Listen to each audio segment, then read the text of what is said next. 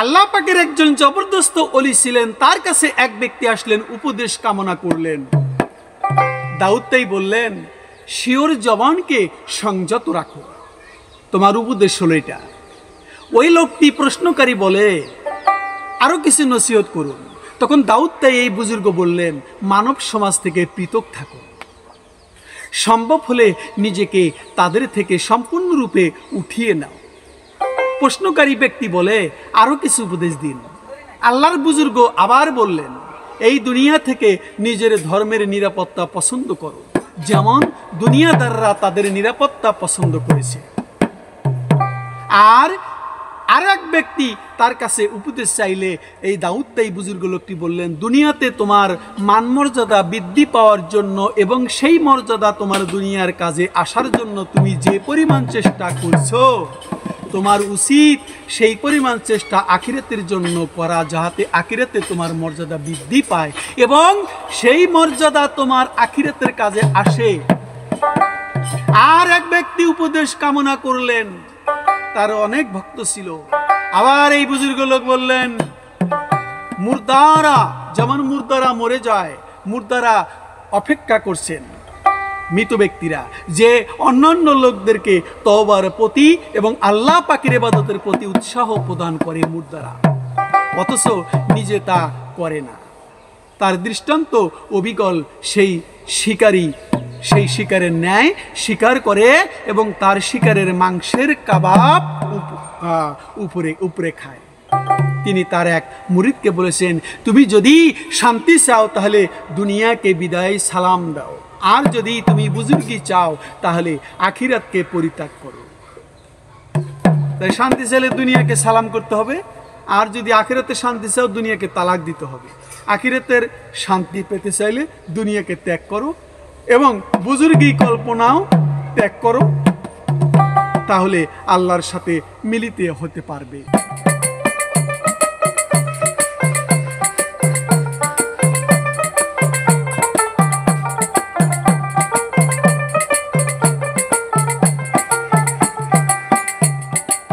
প্রমাণও আছে, ফজাইল ইবনে আয়েজে সারা জীবন দাউদ তাইকে দুবার দর্শন করছিলেন, এই জন্য তিনি গর্ব প্রকাশ করতেছে। উপহাস হযরত ফুজাইল ইবনে আয়েজ বলছে, একেবারে তাই। হযরত দাউদ তাইকে দেখিলাম, ভগ্ন ছাদের নিচে বসেছিলাম, আমি তারে বললাম আপনি ছাদের নিচে, আমি তারে বললাম আপনি কেন এই জায়গায়, বেজাবিরে আয় রে আয়, আউলিয়াদের রাস্তা নাই, সোনার মানুষ তোরে বানাইবে, সোনার মানুষ তোরে বানাইবে।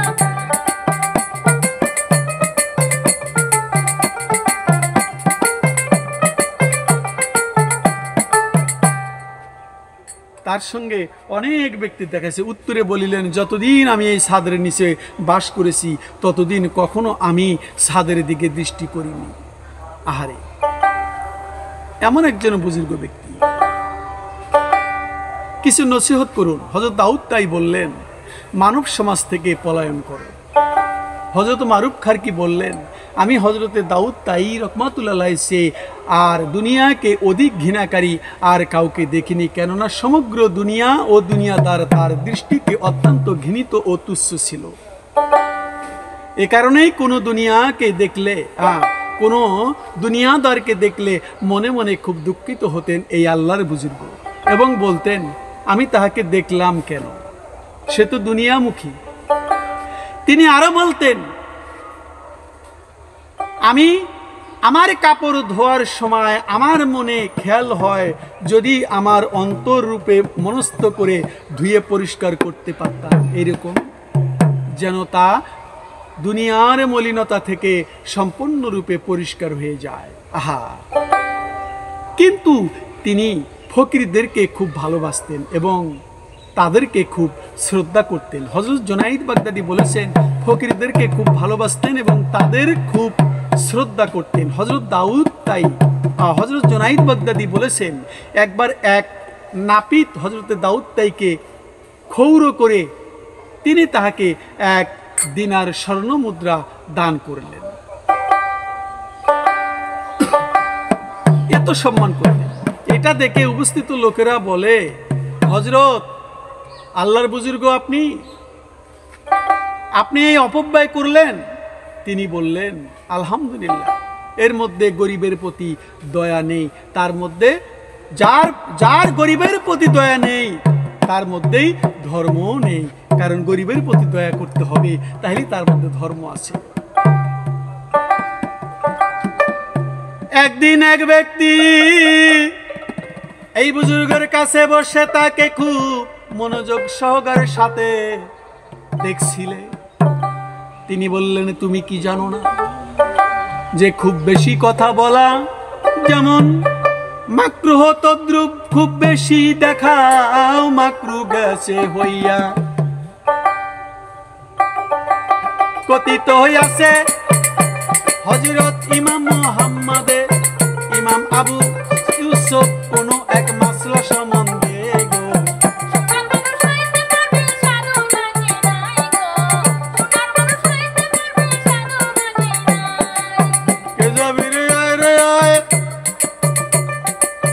আউলিয়াদের রাস্তা নাই, গেলে তোর পূর্বের স্বভাব এবার কেটে যায় গো।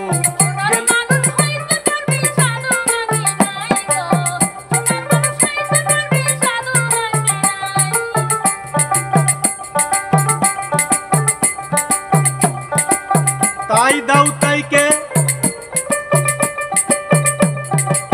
সালিস মান্য করতেন।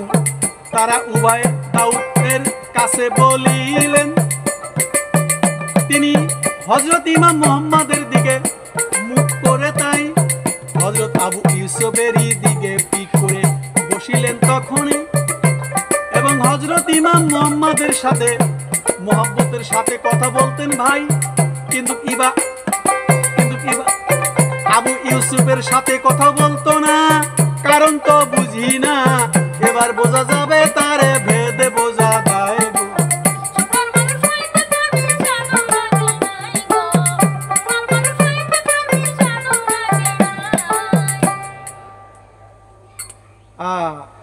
ইমাম মুহাম্মদ রহমাতুল্লাহ আর আবু ইউসুফ রহমাতুল্লাহ দুইজনে গেছেন একটি সালিশের ফয়সালার জন্য।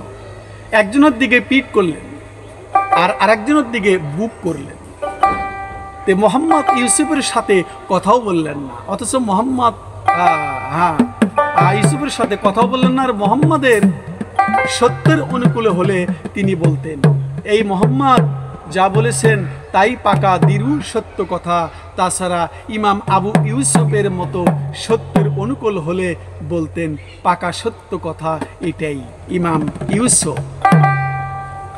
এর নাম মুখে আনতেন না, লোকে এ সম্বন্ধে বলতেন পাকা সত্য কথা এটাই। হযরত দাউদ তাইকে জিজ্ঞেস করে, তারা উভয়ই শ্রেষ্ঠ আলেম এবং বুজুর্গ লোক, কিন্তু এর কারণ কি যে আপনি একজনকে খুব ভালোবাসেন এবং নম্রতার সাথে তার সাথে কথাবার্তা বলবেন, আর অপরজনকে এমন ঘৃণা করেন যে তার দিকে পিঠ করে বসলেন।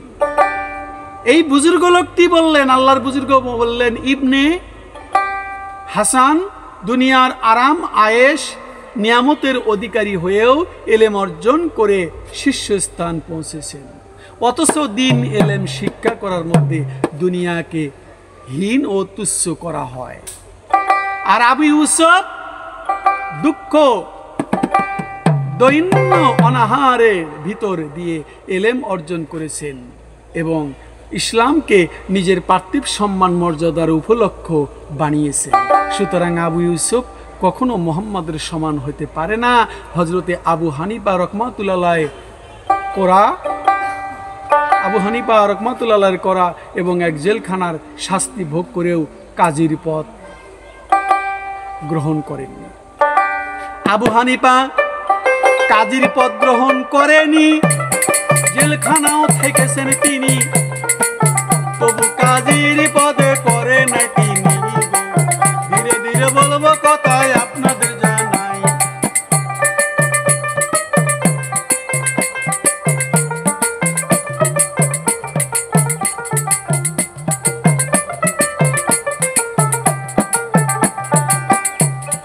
খলিফা হারুন রশিদ নামে বলতেছি তার কারণে আবু ইউসুফকে অনুরোধ করলেন, তোমাদের জানাই আপনি আমাকে দাউদ তাইয়ের কাছে নিয়ে চলুন যে আমি তার সাথে সাক্ষাৎ করিতে চাই।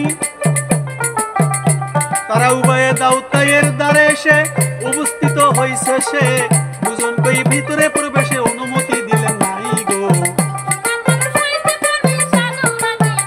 তারা সোনার মানুষ হইতে পারবি।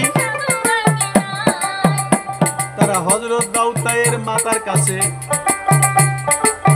আবেদন জানালেন যে আপনি একটু সুপারিশ করুন আপনার ছেলেকে তিনি আমাদের সাক্ষাৎ দান করতে যদি একটু পারেন রে। তার মা সুপারিশই করলেন আগন্তুকদ্বয়কে ভিতরে আসার অনুমতি দাও যে, কিন্তু তাতে তিনি অনুমতি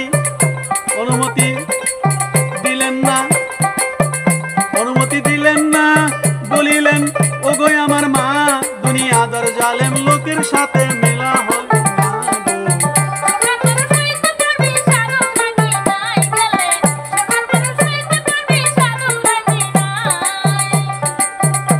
খলিফা হারুন রশিদ রোম শহরে হযরত ইমাম ইউসুফকে অনুরোধ করলেন। ইমাম ইউসুফকে অনুরোধ করে বলতেছে, আমি একজন রোম শহরের বাদশা হারুন রশিদ, আমাকে দাউদ তাইয়ের কাছে নিয়ে যাও, তার কাছে চলুন, তার সাথে সাক্ষাৎ করতে চাই।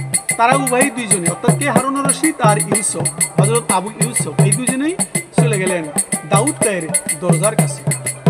ভিতরে প্রবেশের অনুমতি প্রদান করলেন না। তারা হযরত দাউদ তাইয়ের মাতার কাছে আবেদন জানালেন যে আপনি একটু সুপারিশ করলে হয়তো আমাদের দুজনকেই সাক্ষাৎ করতে পারেন। তার মাতাও সুপারিশ করলেন, তো আগন্তুকদ্বয় ভিতরে আসার অনুমতি দাও মায়ে বলল, কিন্তু তাতেও তিনি অনুমতি দিলেন না, বরং বললেন, দুনিয়াদার এবং জালেম লোকের সাথে আমার কি কাজ, আমি তাদের সাথে দেখা করতে চাই না। তার মাতা বললেন, আমি তোমাকে আমার দুধের হকের কসম দিয়ে বলছি, তুমি তাদেরকে ভেতরে আসতে দাও। দাউদ তাই আল্লাহর ওলি, তিনি দেখলেন যে মা যখন বলছে দুধের কসম, তিনি তবু এটাই বললেন যে আমি জালেম ও মূর্খ কখনো দেখব না। তখন তার মাতা আল্লাহর দরবারে হাত উঠিয়ে বললেন, হে আল্লাহ, আপনি বলেছেন মায়ের হক পালন করো, আর আমার সন্তান আমার সন্তুষ্ট এখন এতেই নিবদ্ধিত রয়েছে যে আগন্তুকদ্বয়ের ঘরে আসতে দেওয়া হোক। আমি তোমার কাছে প্রার্থনা করলাম আল্লাহর কাছে, অন্যথায় যে ছেলে মায়ের কথা শোনে না। এবার দেখেন, এত বড় একজন আল্লাহর ওলি কিন্তু মায়ের কথা শুনছে না। ভিতরে যাওয়ার জন্য বাদশা হারুন রশিদকে অনুমতি জন্য মায়ের কাছে জানালেন, তবু দাউদ তাই বাদশা হারুন রশিদকে ভিতরে নেয় না। সন্তোষ কামনা যে সন্তান করলো না, তেমন ছেলের সাথে আমারও কোনো সম্পর্ক নেই। এটা শুনে হযরত দাউদ তাই অনুমতি দিলেন। খলিফা হারুন রশিদ ও ইমাম আবু ইউসুফ ঘরে প্রবেশ করলেন এবং তার কাছে গিয়ে বসলেন। কিছুক্ষণ কথাবার্তা বলার পর হারুন রশিদ মজলিস ত্যাগ করে যাওয়ার কালে একটি আশরিফি বের করে হযরত দাউদ তাইয়ের সামনে রেখে আবেদন করলেন, এটা কবুল করুন, এটা হালাল। হযরত দাউদ তাই বললেন, এটা উঠিয়ে নেন, এর আবশ্যক আমার নেই, আমি নিজের দৈনন্দিন ব্যয় নির্বাহ করছি, আর আমি আল্লাহ পাকের দরবারে আবেদন করছি, হে আল্লাহ, মুদ্রা নিঃশেষ হওয়া মাত্র আমাকে দুনিয়া থেকে উঠিয়ে নেবেন, যেন আমাকে মানুষের মুখাপেক্ষী হতে না হয়। আমি আশা করি আমার মাওলাজি আল্লাহ পাক কবুল করে তাই। আর এরপর তারা উভয় মজলিস ত্যাগ করে বের হয়ে গেল যে ইমাম আবু ইউসুফ হযরত দাউদ তাইয়ের যে যাবতীয় গৃহকর্মের নির্বাহককে জিজ্ঞেস করে, এখন দাউদ তাইয়ের তাহলে পুঁজি কি পরিমাণ অবশিষ্ট থাকায় গো?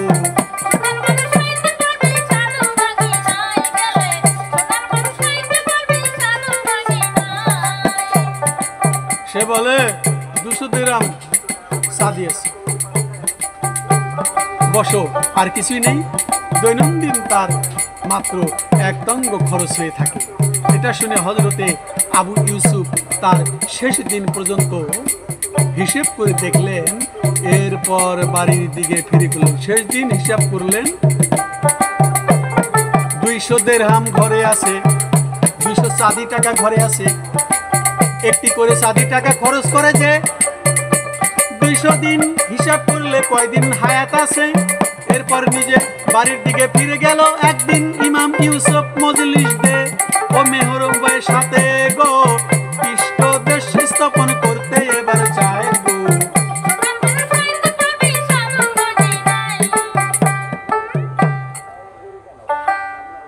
ইউসুফ হযরত দাউদ তাইয়ের যাবতীয় গৃহকর্মীদের নির্বাহকে জিজ্ঞেস করলেন। এখন হযরত দাউদ তাইয়ের তহবিলে পুঁজি কি পরিমাণ অবশিষ্ট আছে? ওই গৃহকর্মী বললেন 10 দিরহাম দেহরা চাঁদি আছে, এগুলা বস, আর কিছুই নেই। দৈনিক তার মাত্র 1 দণ্ড খরচ হয়ে থাকে। এটা শুনে হযরত আবু ইউসুফ শেষ দিন পর্যন্ত হিসাব করে দেখলেন। এরপর নিজ বাড়ি থেকে ফিরে গেলেন নিজ বাড়ির দিকে। একদিন আবু ইউসুফ মসজিদের সেই মেম্বারের সাথে পৃষ্ঠদেশ স্থাপন করে বসেছিলেন। হঠাৎ তিনি বলে, আজ হযরত দাউদ তাই ইন্তেকাল করেছেন। খবরে নিয়ে জানা যায় যে সত্যি তাই ইন্তেকাল করেছেন। লোকে ইমাম সাহেবকে জিজ্ঞেস করে, আপনি ইন্তেকালের খবর কেমন করে জানলেন? আবু ইউসুফ বললেন, আমি তার খোরাকের হিসাব করে দেখলাম যে আজ তার ভান্ডারের খোরাক শেষ হয়েছে। তিনি আল্লাহ পাকের দরবারে কামনা করেছেন যে এ খোরাক নিশ্চিত হওয়া মাত্র যেন তাকে উঠিয়ে নেওয়া হয়। আমার এই দৃঢ় বিশ্বাস আছে যে আল্লাহ হযরত দাউদ তাই দোয়া কবুল করেছেন। এই হিসাবে আজ তার ইন্তেকাল হওয়া অবধারিত। দরদি গো এমন আউলিয়া জগতে আসিয়া কোনদিন পাবো কিনা এই ধরায়। দাউদ তাই মায়ের কাছে তার ইন্তেকালে খবর যার জানতে চাইলে তিনি বললেন এবার তাই। দাউদ তাই সারা রাত নামাজ পড়ে কাটিয়েছে। শেষ রাত্রে নামাজে সেজদার জন্য মাথা মাটির উপরে গো। হযরত দাউদ তাইয়ের মায়ের কাছে তার ইন্তেকালের খবর দিলেন যে আপনার সন্তান দাউদ তাই ইন্তেকাল করেছেন। এই অবস্থা সম্বন্ধে খবর জানতে চাইলে তিনি বললেন, দাউদ তাই সারা রাত নামাজে কাটিয়েছেন। শেষ রাতে নামাজের সেজদার জন্য মাথা মাটির উপরে রেখে আর মাথা উঠায়নি। যখন দেখলাম যে দীর্ঘ সময় অতীত হওয়া সত্ত্বেও মাথা উঠাচ্ছে না, তখন আমার মনের মধ্যে চিন্তা হলো। আমি কাছে গিয়ে বললাম, বেটা ফজরের নামাজের সময় হয়েছে, ওঠো নামাজ পড়ো। কিন্তু মনের মধ্যে চিন্তা হলো, আমি কাছে গিয়ে বললাম, মনের মধ্যে চিন্তা হলো ফজরের নামাজের সময় উঠে। এরপর আমি খুব ভালোভাবে দৃষ্টি করে দেখলাম তার ইন্তেকাল হয়েছে। দাউদ তাই সম্বন্ধে এক বুজুর্গ লোক বলেছেন, আমি একদিন দেখলাম তিনি পীড়িত অবস্থায় ভীষণ রোদের তাপের বারান্দায় ইট মাথার নিচে রেখে শুয়ে আছেন এই আল্লাহর বুজুর্গ দাউদ তাই। তখন তার মুমূর্ষু অবস্থা। সেই অবস্থায় আমি দেখিলাম জানি কুরআন মাজিদ তেলাওয়াত করিতেছে। আমি এই অবস্থা দেখিলাম, আমি অনুমতি চাহিলাম এখান থেকে উত্তম স্থানে জয়ে আরে লইয়া যাইতে চাইব। তিনি বললেন, নফসের আরামে কোনো কামনা নাই আমারে। আমার নফস জীবনের কোনোদিন আমার উপর জয়লাভ করতে পারেনি রে। শেষ মুহূর্তে আমার ইচ্ছা নফসের কাছে যাইয়া আমাকে হার মানাবে, আমি মানব না গো।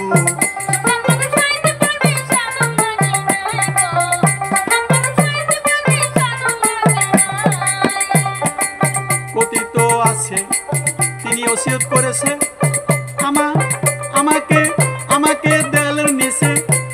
দাফন করা হয় রে, যাতে কোনো মানুষ আমার মুখের সম্মুখ দিয়ে যাতায়াত করতে পারে না রে। তার ইন্তেকালের পর তদ্রুপ তাই করায় গো। তিনি বলেছেন আমার ইন্তেকাল হলে আমার ঘরের দেওয়ালের সাথে আমাকে দাফন করা হবে, কাফন করা হবে, কারণ আমাকে লোকে দেখবে, আমি এটা চাই না। গৃহের দেয়ালের নিচেই তাকে দাফন করা হলো। আজ পর্যন্ত তার কবর সেই অবস্থাতেই বিদ্যমান আছে। তার ইন্তেকালের রাতে এক ব্যক্তি স্বপ্নে দেখে তিনি শূন্যমণ্ডলে উড়ে বেড়াচ্ছেন। স্বপ্নে দেখলেন দাউদ তাই, আর বলেছেন আমি এই মুহূর্তে কয়াতখানা থেকে মুক্তি লাভ করেছি। তার মানে দুনিয়া হইল কয়াতখানা। লোকটি সকালবেলা উক্ত স্বপ্ন বর্ণনা করার জন্য তার ঘরে গমন করে জানতে পারে দাউদ তাই ইন্তেকাল হয়েছে। তার ইন্তেকালের পরে আসমান থেকে ঘোষণা করা হলো দাউদ তাই উদ্দিষ্ট স্থানে পৌঁছেছেন, আল্লাহ তার প্রতি রাজি ও সন্তুষ্ট আছেন। তেনার ইন্তেকাল হয় হিজরি 165 সনে, তার ইন্তেকাল হয়। এই পর্যন্তই পরে আমার সাথী তুমি মাওলা কবরের সাথী হইয়াই, বাউল চান মিয়া কয় অলিদের দরবারে যাই, না গেলে পূর্বের স্বভাব তো কাটিবে না।